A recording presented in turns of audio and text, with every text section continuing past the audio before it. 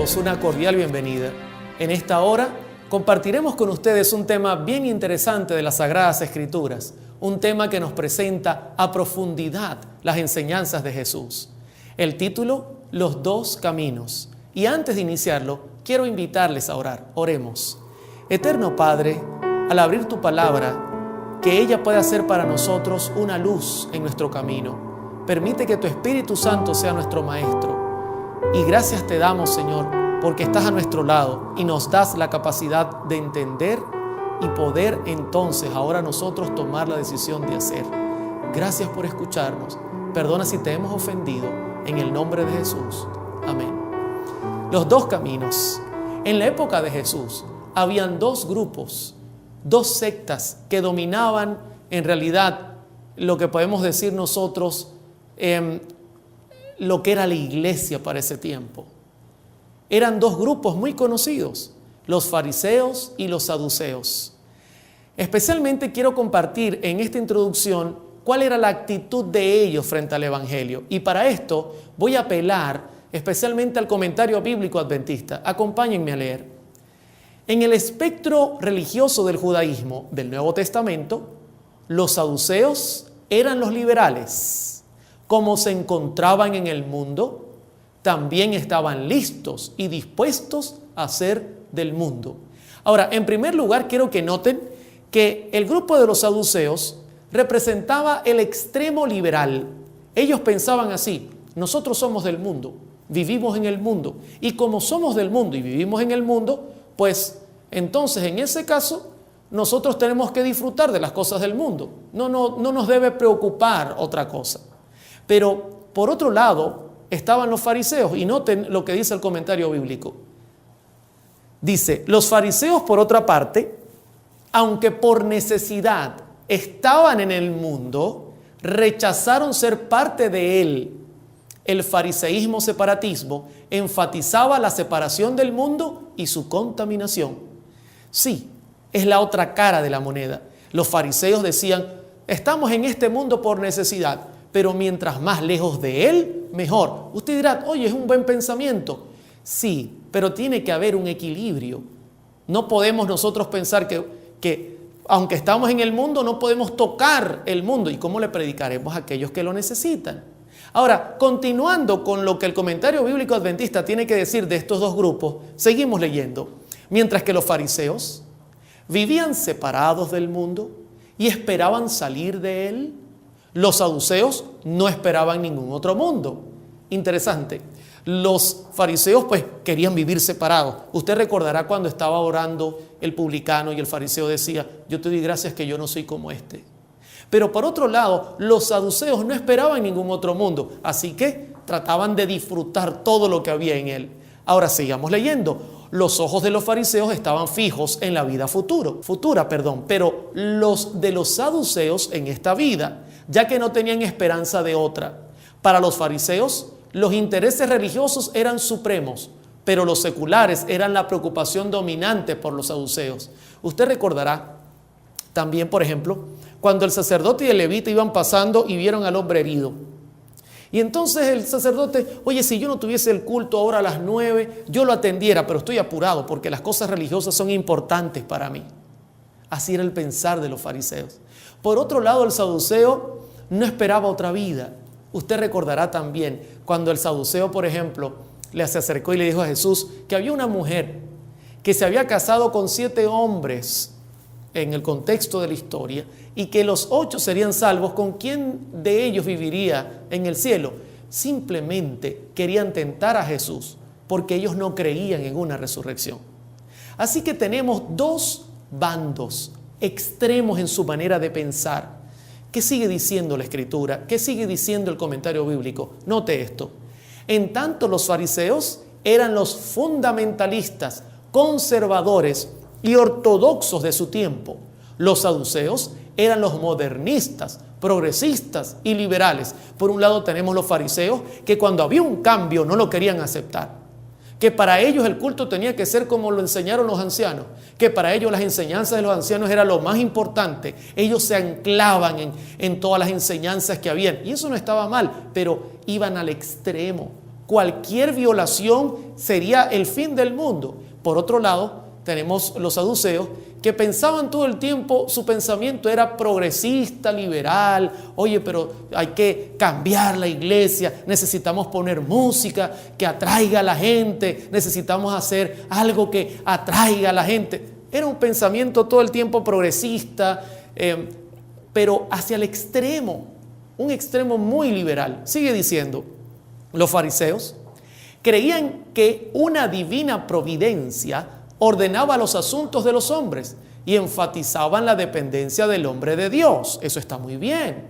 Pero noten lo que ahora añade: concebían a Dios como un padre estricto que vigilaba atentamente para ver la mínima infracción de su voluntad, siempre listo para castigar a cualquiera que se equivocara. Es increíble. El fariseo entendía la importancia de depender de Dios. Para él estaba claro, pero luego iba al extremo. Aquella persona que por alguna razón cometiera un error, Dios estaba allí pendiente para castigarlo con fuerza. Oye, era una actitud bien dura la de los fariseos. Recordamos, por ejemplo, en Juan 8, la situación de la mujer adúltera. Eran extremistas a la hora de aplicar las leyes, no tenían misericordia. Para los saduceos, Dios prestaba escasa atención a los hombres y tenían muy poco interés en los asuntos de ellos. Creían que el hombre era árbitro de su propio destino y no esperaban una vida después de la muerte. Ahora, el saduceo era lo contrario. El saduceo no creía que Dios se preocupaba por el hombre. Eso, por supuesto, alimentaba la liberalidad, porque ellos decían: Dios no está preocupado por lo que hacemos. Él no está pendiente de eso. Así que hagamos lo que queramos, comamos y bebamos, total, mañana moriremos. No hay que preocuparse. Seamos libres en todo lo que hagamos, pero una libertad que caía en realidad en libertinaje. Entonces tenemos dos grupos. Yo creo que ha sido claro: el lado fariseo extremo, conservador, todo el tiempo apuntando con el dedo: no hagan esto, no hagan lo otro, los ancianos dicen, van a caer en pecado, Dios les va a castigar. Era un extremo increíble. Por el otro lado estaban los saduceos: no importa, disfrutemos de las cosas del mundo. De hecho, los saduceos casi siempre estaban en el lado de los ricos. Anás y Caifás eran saduceos y eran un extremo liberal increíble. Cualquiera que se levantara y apuntara a su forma impía de vivir era un enemigo. Tenemos estos dos grupos, pero la pregunta clave es: ¿y cuál es el equilibrio? ¿Dónde podemos hallar nosotros el equilibrio? Pues preparémonos, porque el tema de hoy va a ser un tema muy interesante. Quiero para esto ir a Juan capítulo 17, versos 14 al 17. Yo les he dado tu palabra y el mundo los aborreció, porque no son del mundo, como tampoco yo soy del mundo. No ruego que lo quites del mundo, sino que los guardes del mal. Quiero que noten el equilibrio de Jesús. En primer lugar, Cristo dice que les ha dado la palabra. Esto tiene mucha importancia porque la palabra de Dios representa en realidad el fundamento para nosotros vivir. Y luego Cristo dice: como consecuencia, el mundo los ha aborrecido, porque no son del mundo, como yo tampoco lo soy. Es una reacción inmediata. Cuando tú eres de Cristo, lógicamente el mundo te va a aborrecer. No hay otra forma de vivir, lamentablemente. Y luego en el 15, Cristo añade algo: no ruego que lo quites o que los quites del mundo, sino que los guardes del mal. Óyeme, es increíble. El mundo te está aborreciendo, pero tú tienes la palabra de Dios. Ese es el motivo. Y luego Cristo dice: no te ruego que los quites del mundo. En pocas palabras, el equilibrio está en vivir la palabra de Dios, estando en el mundo, compartiendo con la gente del mundo, pero siendo luz del mundo, siendo diferente, siendo personas que en realidad vivan el evangelio. Por eso en el 17, luego el verso número 16, Cristo dice en Juan: no son del mundo, como tampoco yo soy del mundo. Y luego ratifica: santifícalos en tu verdad. Tu palabra es verdad. Es maravillosa la palabra de Dios. y tiene el poder de santificar a las personas. Una joven me escribía en estos días y me decía: hermano Oliver, quiero ser una persona diferente, ¿qué debo hacer? Y le respondía muy sencillo, le dije: mira, hija, debes aceptar la palabra de Dios, estudiarla, leer cada momento, mirar la vida de Cristo, y poco a poco tu vida será transformada conforme a lo que contemplas. Eso es increíble. Pero, por supuesto, está la otra cara de la moneda. Esto va a traer que te aborrezcan, que la gente no te mire normal como mira la gente a la gente del mundo. Ahora, en Mateo 5:13, Cristo todavía da más información. Noten lo que dice: vosotros sois la sal de la tierra, pero si la sal se desvaneciere, ¿con qué será salada? No sirve más para nada, sino para ser echada fuera y hollada por los hombres. En pocas palabras, Cristo dice: mira, ustedes son la sal de la tierra, son símbolos. Ustedes tienen que darle el sabor a la tierra. Pero si la sal pierde su sabor, en pocas palabras, si ustedes escuchan el Evangelio, si ustedes reciben el Evangelio, y entonces o no lo viven o se van al extremo de vivirlo de una manera legalista, no sirve para nada. Era lo que ocurría en la época de Jesús. Las dos caras de la moneda. Ahora, en Mateo capítulo 23, verso 3, Cristo ahora presenta el problema que había en los fariseos, sobre todo en los fariseos. Noten lo que dice la Escritura: así que todo lo que os digan que guardéis, guardadlo y hacedlo, mas no hagáis conforme a sus obras, porque dicen y no hacen. El problema del fariseo es que hablaba muy bonito. Inclusive, el comentario bíblico adventista dice que las enseñanzas de los fariseos eran muy semejantes a las de Jesús. El problema no eran las enseñanzas, sino que no las vivían. Se desvanecía la sal. No tenían el sabor, porque no es adquirir el conocimiento lo que salva al hombre, es adquirir el conocimiento y vivir conforme al conocimiento adquirido. Es una gran diferencia. Ahora, estudiando un poquito más adelante, en Mateo 23, 28, Cristo dice: así también vosotros por fuera a la verdad os mostráis justos a los hombres, pero por dentro estáis llenos de hipocresía e iniquidad. En pocas palabras, miren, ustedes por fuera son muy bonitos, parece que fueran gente santa, pura, sincera, de buen corazón, pero todo es por fuera, todo es apariencia. ¿Y cuántos cristianos vivimos hoy día de esta manera? Una gran cantidad. De hecho, la Escritura dice que muchos son los llamados y pocos los escogidos. Aquí hay un problema serio. Por eso el tema de los dos caminos es un tema interesante y profundo a la vez. Sencillo, pero Cristo va a ir al punto de nuestra salvación. Ahora, creo que hasta aquí vamos bien. Hemos entendido la introducción. Un grupo extremo liberal, un grupo extremo conservador. No había equilibrio. Algunos hablaban muy bonito, pero no hacían. Otros no les importaba lo que la gente pensaba de ellos. En este contexto, Cristo presenta su sermón en Mateo capítulo 7. Y quiero compartirlo contigo. Un sermón muy interesante. Un sermón que habla de dos puertas y dos caminos. Vayamos al verso 13. Dice: entrad por la puerta estrecha, porque ancha es la puerta y espacioso el camino que lleva a la perdición, y muchos son los que entran por ella. Porque estrecha es la puerta y angosto el camino que lleva a la vida, y pocos son los que la hallan. Inmediatamente, en Mateo capítulo 7, Cristo tiene como gente que está mirando y escuchando su sermón a fariseos, a saduceos y a gente común. Y Cristo lo primero que le dice es: mira, hay una puerta que es angosta y hay una puerta que es ancha. Al mismo tiempo hay un camino que es angosto y hay un camino que es ancho. La puerta angosta y el camino angosto llevan a la vida eterna, y la puerta ancha y el camino ancho llevan a la perdición, y muchos caminan en ella. Por otro lado, en el griego original, el camino angosto es un camino peligroso. Es un camino con caídas peligrosas, que cualquiera que cae puede morir. Ahora, esto está lleno de símbolos. Símbolos que para la época de Jesús eran símbolos quizá para la gente sencillos de entender. Pero ¿qué representa la puerta? ¿Qué representa el camino, lo angosto y lo ancho? Vayamos primero a la puerta. En Juan capítulo 10, verso 9, Cristo dice: yo soy la puerta. El que por mí entrare será salvo, y entrará y saldrá y hallará pastos. En primer lugar, quiero decirte que la puerta representa a Jesús. Tú tienes que llegar al Evangelio por Jesús. Tú tienes que aceptar el llamado de Jesús. No puede ser que tú llegues al Evangelio porque te gustó la edificación de la iglesia, o porque cantan muy lindo en la iglesia, o porque tienes una novia en la iglesia. No, la entrada al Evangelio tiene que ser porque tú quieras conocer al dador de la vida, que representa a Jesucristo.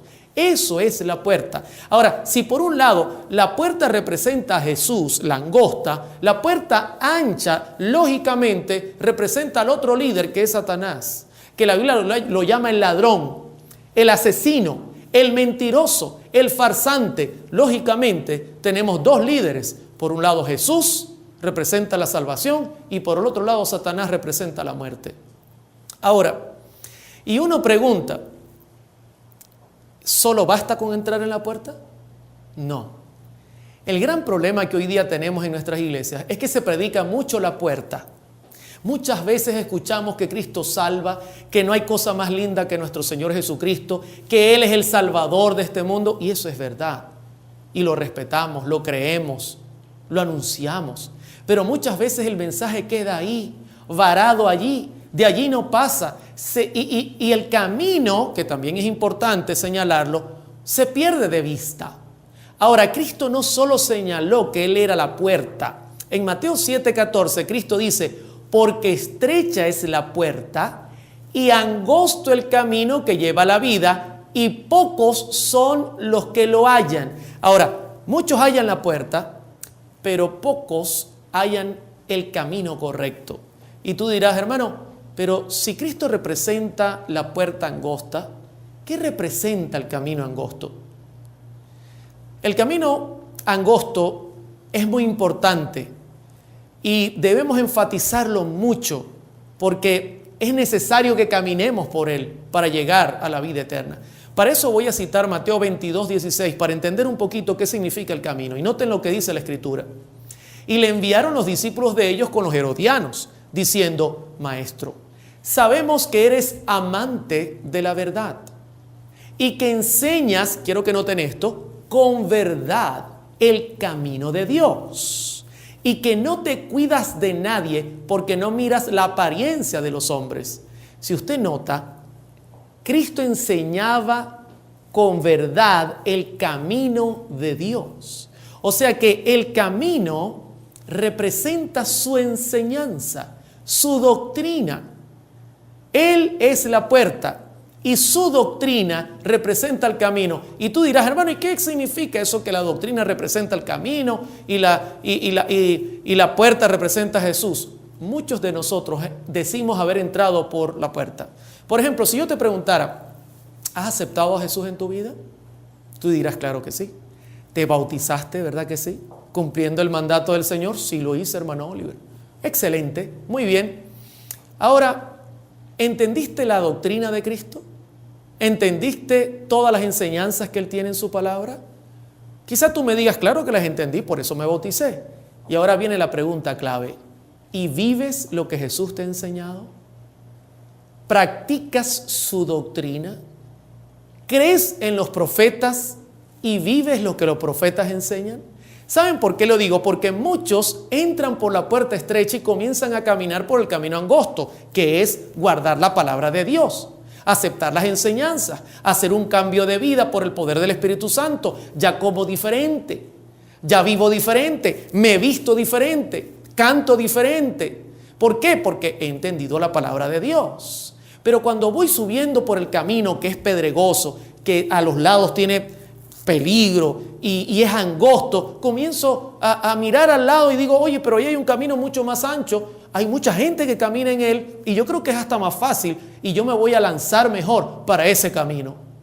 Mis hermanos, y entonces tenemos cristianos que dicen creer en Jesús, pero que no han sido transformados. Llevan una vida como la llevaban antes, escuchan la música de antes, se visten como antes, comen como antes. O sea, simplemente para ellos el evangelio es aceptar a Jesús, entrar por la puerta. Eso es bien delicado. Es muy delicado, porque ahora tú entenderás por qué Cristo en Juan 17:15 dice: no ruego que los quites del mundo, sino que los guardes del mal. No son del mundo, como tampoco yo soy del mundo. En pocas palabras, Cristo dice: Padre, estos entraron por la puerta angosta y andan por el camino angosto, por lo tanto, guárdalos del mal. No son del mundo, pero deben estar en el mundo para ser luz de este mundo. Yo creo que hasta aquí estamos bastante claros. Dos grupos, extremos ambos.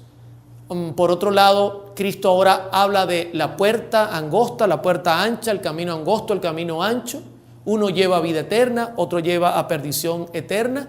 Tenemos a Jesús como el líder de un lado y tenemos al enemigo de Dios contra el líder de otro lado. Pero ahora la cosa se complica, porque el sermón lo están escuchando aquellos que debían enseñar el camino correcto y vivirlo. Y ahí estaba un problema serio, porque el camino se estaba perdiendo de vista. La gente ya no sabía en qué o en quién creer. Y aquí es donde Cristo ahora habla de los falsos maestros o profetas. Noten que es un solo sermón. Es un solo sermón. Cristo primero habló de las puertas, habló del camino y ahora va a hablar de aquellos que enseñan en su tiempo la palabra de Dios. Y dice Mateo 7:15: guardaos de los falsos profetas que vienen a vosotros con vestidos de ovejas, pero por dentro son lobos rapaces. Oye, eso es bien delicado. Imagínate que tú tienes una manada de ovejas y entra una oveja que es un poco rara, pero está vestida de oveja, pero en realidad esconde su verdadera apariencia, que es un lobo.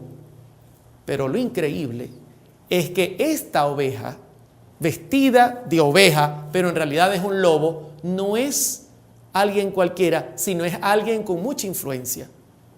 Es delicado, ¿verdad? Porque puede llevar las ovejas a un lugar donde luego los lobos la arrasen. Eso es lo que está presentando Jesús. No creas que cuando habla de falsos profetas es que se va a levantar a alguien profetizando lo que ocurrió en el futuro. El profeta también apuntaba hacia el pecado del pueblo. En realidad era su característica más importante, llamar al pueblo al arrepentimiento. Como ejemplo tenemos a Juan y muchos profetas en la Escritura que llamaban al pueblo a arrepentirse de sus pecados. Ahora, Cristo dice que entrarán encubiertamente gente que quizás estará enseñando el camino incorrecto, vestidos de ovejas, pero en realidad son lobos. Y luego añade en el 16 cómo detectar a esta gente. Y dice: por sus frutos los conoceréis. ¿Acaso se recogen uvas de los espinos o higos de los abrojos? Cristo apela al fruto. Y usted dirá: hermano, ¿y qué es el fruto? ¿Cuántas almas ha ganado? ¿Cuántas personas llegan por su influencia? No necesariamente. Esos son partes de los frutos, pero no necesariamente. También el fruto es cómo vive el evangelio. Porque no basta con creer, los demonios creen y tiemblan. ¿Cómo vive el evangelio? ¿En realidad aceptó esa persona a Jesús? Sí, sí la aceptó, entró por la puerta. Pero en realidad anda por el camino angosto. Ha hecho un cambio en su alimentación, en su forma de vivir, en la música que escucha, en la forma en que se viste, en su forma de hablar, en su forma de tratar a su prójimo. No, o sigue siendo el mismo. Eso es lo que está apelando a Jesús. Nadie puede venir a decir que ha hecho un cambio y seguir siendo el mismo. Y luego sigue diciendo Mateo 7: así todo buen árbol da buenos frutos, pero el árbol malo da malos frutos. No puede el buen árbol dar malos frutos, ni el árbol malo dar frutos buenos. Es sencilla la lógica que aplica Cristo. No puedes esperar: no, pero hermano Oliver, él aparenta ser una buena persona. Cuidado, mis hermanos, porque cuando alguien cree en la palabra de Dios, también debe vivir la palabra de Dios. Eso es algo clave y básico. Ahora, el comentario bíblico adventista en Mateo capítulo 7, hablando sobre esto, dice con claridad ¿qué representan los falsos profetas? Leamos. Falsos profetas son los que pretenden que los hombres pueden entrar por la puerta ancha y el camino espacioso y podrán llegar de todos modos al destino de la puerta angosta y el camino estrecho. Estos son los ladrones, cuyo único propósito es robar, matar y destruir. Noten las mismas características del líder de este proceso, que es el diablo. Estos dicen, mira, tú puedes escuchar la música del mundo, tú puedes vestirte como la gente del mundo, tú puedes andar y hacer e imitar, pero no te preocupes, igual tú vas a llegar a la vida eterna. Oye, eso es bien duro, porque parece ser un mensaje familiar de antemano. Hoy día cualquiera que predique el evangelio y que llama al arrepentimiento, hoy día lo miran un poco extraño. O cualquier persona que quizá vive una vida consagrada, una vida diferente, también lo miran un poco extraño. Esto es algo interesante, mis hermanos. Ahora, en Mateo 7, 19 al 20, Cristo presenta cuál es el final de este tipo de maestros. Dice, todo árbol que no da buen fruto es cortado y echado en el fuego. Así que por sus frutos los conoceréis. Esto quiere decir, y tiene que ver con todos nosotros, cualquiera que diga conocer a Jesús, que diga que entró por la puerta angosta, pero que en realidad no está viviendo el evangelio como debe ser con el poder del Espíritu Santo, miente. Y entonces es peligroso tener a alguien que aparenta ser una oveja, pero en realidad es un lobo, porque inclusive puede extraviar a las demás ovejas, y eso nos puede incluir a todos nosotros. Ahora usted dirá, hermano, pero no hay que preocuparse, Dios se encargará de ellos. Sí, ahí dice que Dios se encargará de ellos. El problema es que en el contexto de Jesús explica cuándo recibirán su recompensa. Ahora, hasta aquí, ¿cómo vamos? ¿Estamos claros en lo que estamos presentando? ¿Vemos con claridad la enseñanza de Jesús? Yo creo que vamos muy bien al repasar las dos puertas, los dos caminos, las dos clases de líderes o miembros que tenía la iglesia en el tiempo de Jesús. Luego hemos visto que habían también dos clases de profetas, unos que enseñaban lo correcto y otros que enseñaban al pueblo a andar en el camino ancho y que igual llegarían al cielo. Pero ahora Cristo va a hablar del resultado, porque todo trae como consecuencia un resultado. Y para eso voy a apelar a Mateo capítulo 7, verso 21, que es la continuación de su sermón. Y dice así la palabra de Dios: no todo el que me dice Señor, Señor, entrará en el reino de los cielos, sino el que hace la voluntad de mi Padre que está en los cielos. En pocas palabras, no todo el que dice que entró por la puerta angosta va a llegar al reino de los cielos. No crean en eso. No, porque es que él habla de Dios y habla de Jesús. No todo el que haya entrado por la puerta angosta y diga que haya entrado por la puerta angosta y diga creer en Jesús va a recibir y va a poder salvarse y entrar al reino de los cielos. Y luego Cristo añade una condición: sino el que hace la voluntad de mi Padre. No solo basta con entrar, también hay que caminar, y el que camina en el camino estrecho hace la voluntad de Dios. Cristo está siendo claro, mis hermanos, y luego añade algo que es realmente escalofriante. Versículo 22: muchos me dirán en aquel día. Paremos un momento. ¿De qué día está hablando Jesús? No es el día de su venida, porque en el contexto vamos a notar que Cristo está hablando de un juicio, y los impíos irán a juicio final, según Apocalipsis 20, luego de los 1000 años, cuando se abran los libros y estén delante de Dios y del trono, grandes y pequeños. Y entonces en ese momento, en el juicio final, se cumple Mateo 7:22, que dice: muchos me dirán en aquel día, Señor, Señor, ¿no profetizamos en tu nombre y en tu nombre echamos fuera demonios y en tu nombre hicimos muchos milagros? Imagínense la escena. Cristo está juzgando.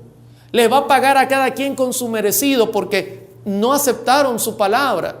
Y entonces aparece uno y dice: Señor, pero tú no te acuerdas de mí. Yo soy Oliver. En tu nombre yo hice milagros. Yo oré por enfermos y fueron sanados. Otros dirán, en tu nombre eché fuera demonios. Otro dirá, Señor, en tu nombre profeticé. ¿No te acuerdas de mí? ¿Qué hago yo acá en el grupo de los impíos? Oye, es increíble la palabra de Dios. Increíble. Entraron por la puerta angosta, pero no caminaron por el camino angosto y reclaman ahora la salvación. Y Cristo responde de una manera tremenda. Mateo 7:23. Y entonces les declararé, nunca os conocí. Apartaos de mí, hacedores de maldad. Tengo culto a las 11 de la mañana. Resulta que el pastor me está esperando porque a las 11 tengo que tener el sermón. Y son las 11:30 y yo no aparezco por ningún lado. Pero a las 11:35 aparezco bien vestido, peinadito, acomodado, y le digo al pastor, pastor, disculpe, llegué un poco tarde. Oliver, ¿cómo es posible? Mira, tenemos 35 minutos de retraso. Los hermanos están molestos. No se preocupe, yo voy a explicar. Y cuando subo al púlpito, le digo a los hermanos, yo sé que están un poco molestos, pero yo tengo un motivo muy importante por el cual yo llegué tarde. Y quiero contarles, resulta que veniendo se me pinchó un caucho, un neumático, y tuve que pararme a un lado, cambiarlo, y mientras lo cambiaba, una gandola o un camión muy grande de 18 ruedas no me vio y me pasó por encima. Sí, y con todo he llegado 35 minutos tarde. Usted se debe reír en este momento y debe decir, Oliver, tú eres un mentiroso. ¿Cómo es eso que un camión te pasó por encima y llegaste 35 minutos tarde? Ni Superman hace eso. Tiene razón, yo soy un mentiroso. Es imposible que alguien haga eso. Ahora escúcheme bien. Cuando Cristo dice, apartaos de mí, obradores de maldad, nunca os conocí, Cristo está diciendo justo lo mismo. ¿Cómo tú dices conocerme a mí? Dices ser mi siervo, dices haber entrado por la puerta angosta, caminar por el camino angosto, y entonces llevabas una vida doble. No te transformé, no cambiaste tu manera de vivir, tu manera de comer, la música que escuchabas, tu forma de vestir. Eras el mismo de antes, solo vivías de apariencia. ¿A quién quieres engañar? Yo quiero que usted se ponga en la misma situación, porque más poderoso que un camión de 18 ruedas es el poder divino.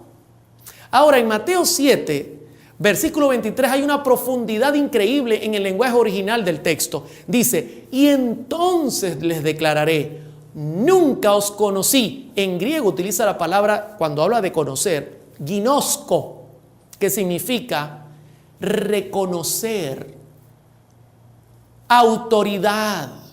O sea, yo no los reconozco. Ustedes no tienen la autoridad de reclamarme nada.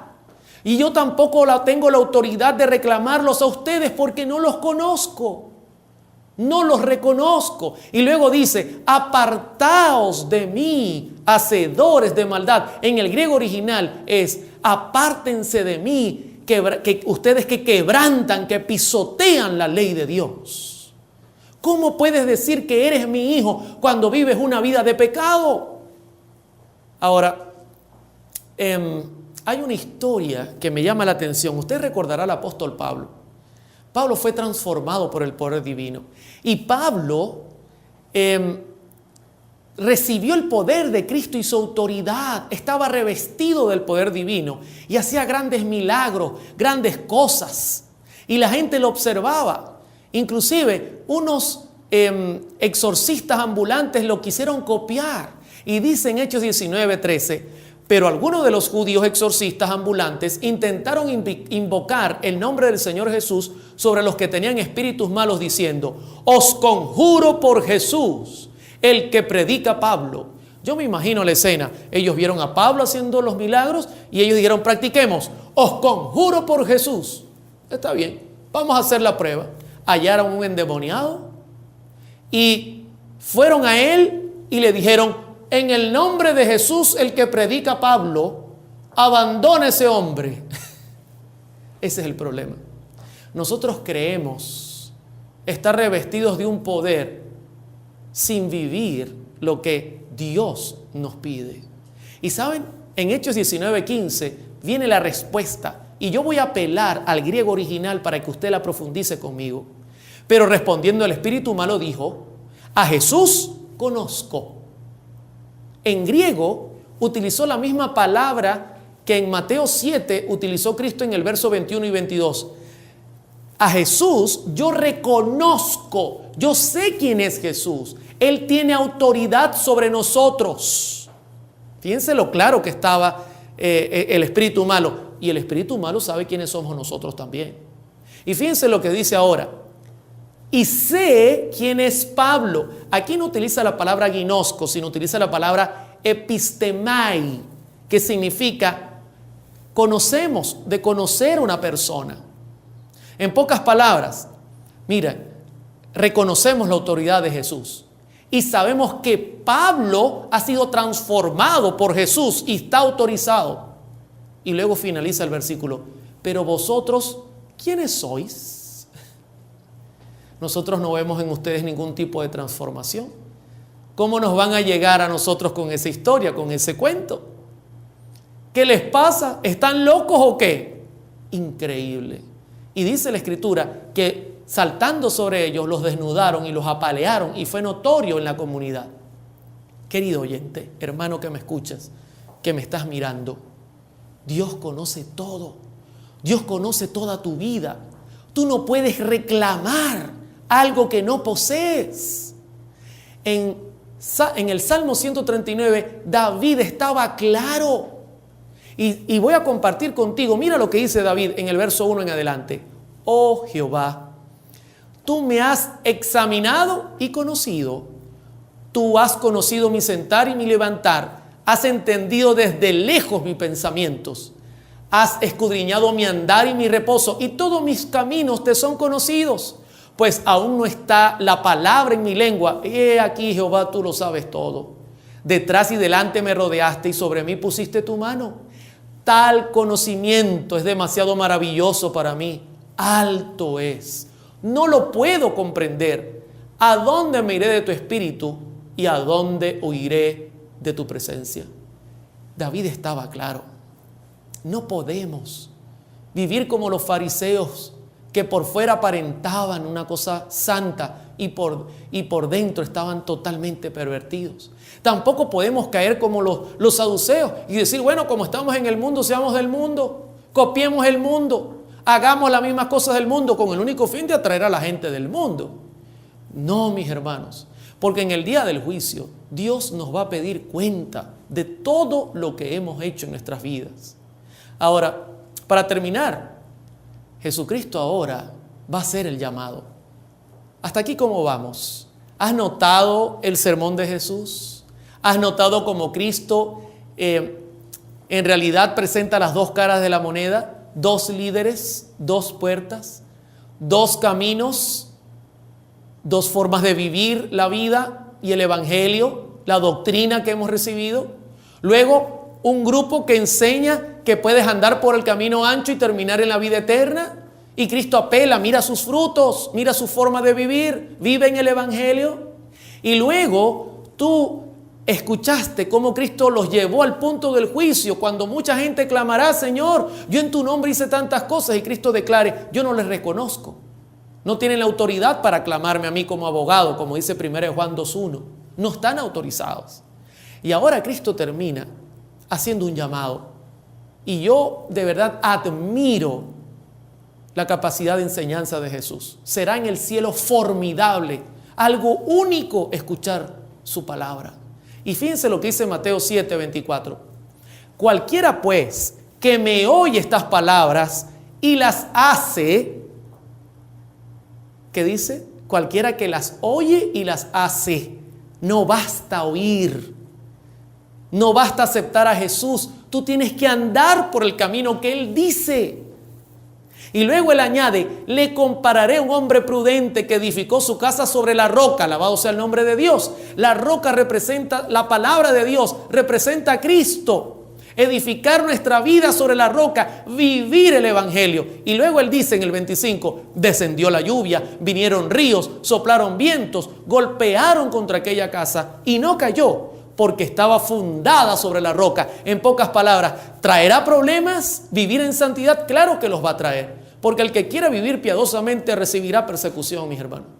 Vendrán tiempos difíciles, la lluvia, los vientos, los ríos representan persecución, pruebas, dificultades, pero el estar sobre la roca representa que Jesús nos va a sostener si andamos en el camino correcto, por más difícil que sea.